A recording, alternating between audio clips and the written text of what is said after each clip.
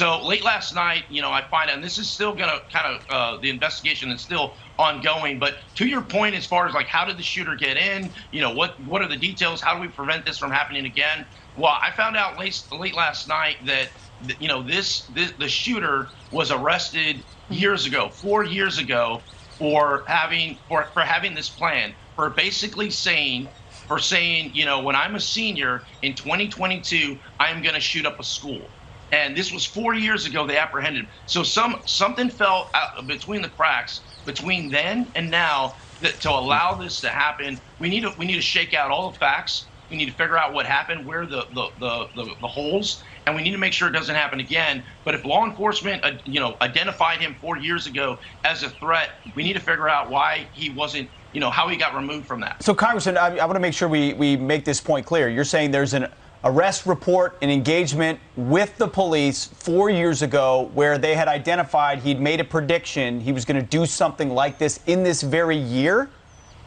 Yes. So 4 years ago, him and a friend, and I want to look into the details. Hey, where is that guy at? What is he doing? Because there's a lot of copycats out there, and I just want to make sure that the threat is completely over. So 4 years ago, he came out and said, he was saying that he was going to shoot up a school in his senior year in 2022. Did he write this down? Did he write this down? Did he post it? I don't know the exact details, but the police arrested him, and they actually submitted a press release on that, stating, hey, this is what is happening. So they're very transparent in that manner. I don't know what happened between then and now, but I mean, he's saying this 4 years ago that he's going to, and many of these shooters come out and say it well ahead of time. Yeah. It's not a surprise. And if you ask the people that he worked with, or anyone that knew him in school, it was not a surprise to anyone that this young man was a danger to everyone. Yeah, Congressman, to follow up on that, the local authorities have said that he doesn't have an adult criminal record, but that there may be a juvenile record. Those are oftentimes sealed and not available for public consumption. We do know that the police were oftentimes at his home. He had a difficult relationship with his mother. His mother said that he was aggressive. There were multiple fights. He would cut his own face. He shot his grandmother before going to do this after the altercation they had about allegedly a phone bill or canceling a cell phone plan. So how long do you think it's going to be before we get more information about those specific details? Yeah, no, I think the sooner the better, because we really need to, law enforcement, because what has happened is people have gone from shock to anger. And once you're in that anger stage, you're starting to blame people.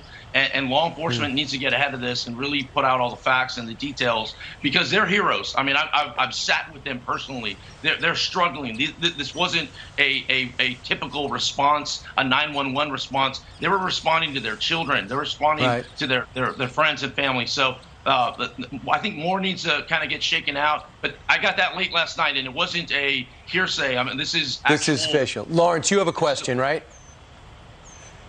Yeah, Congressman, my part of the investigation is mostly focused on what happened here at the day of, but I want to go back to, was this a manifesto that was released before he was arrested at that time as a juvenile? What do we know about that? Because the people that I'm talking with right now have not told me anything about that. And I know you just learned that late last night. How far did we know about this? And was this written down on paper?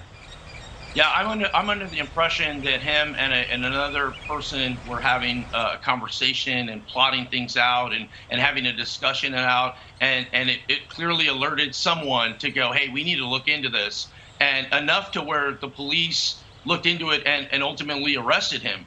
And he went to juvenile. From what I can gather, he went to a correction facility. And I've also heard, some, and this is not official, I'm just hearing things on the ground, that he was getting counseling, and he was kind of seeing a psychiatrist or whatnot. But I think all these things need to get shaken out. Congressman, what you're saying right now is that 18-year-old should not have passed any effective background check. flat Well, yeah. out, red flag, background check, problem, mental problem in the background.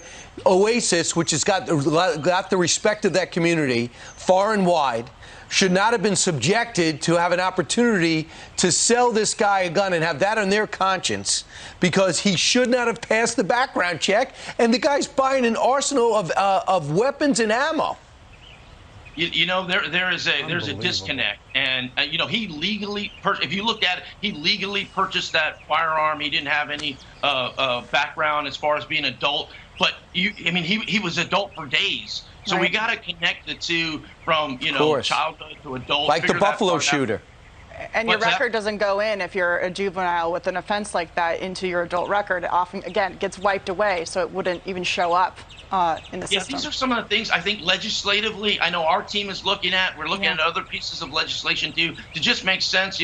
We want responsible gun owners to have the ability to go and purchase a weapon, but we want things to make sense. And if this kid 4 years ago is saying, I'm going to shoot up a school, that's a problem, right? So I think we need to shake this off. This is where we get to meaningful legislation. Absolutely, not emotional legislation, meaningful. And the Buffalo shooter was 18 too. Yeah, but there's also another reason why juvenile records don't often translate to the adult record, because kids are dumb and make mistakes, and you don't want it to travel with them their entire life. But if you see evidence like this, and then possibly another shooter, man, it makes you think we got to find a way to identify this. It's concerns, and Democrats are pushing HR 8. And if HR 8 were to pass in the Senate and the president were to sign it, because we passed it in the House, if that were to happen, that would not have prevented the shooting. Yeah, that's exactly right. They're trying to pass legislation that isn't.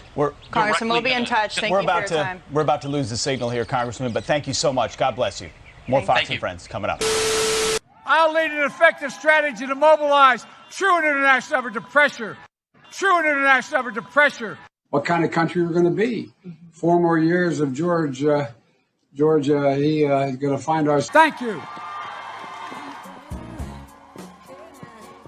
Got to make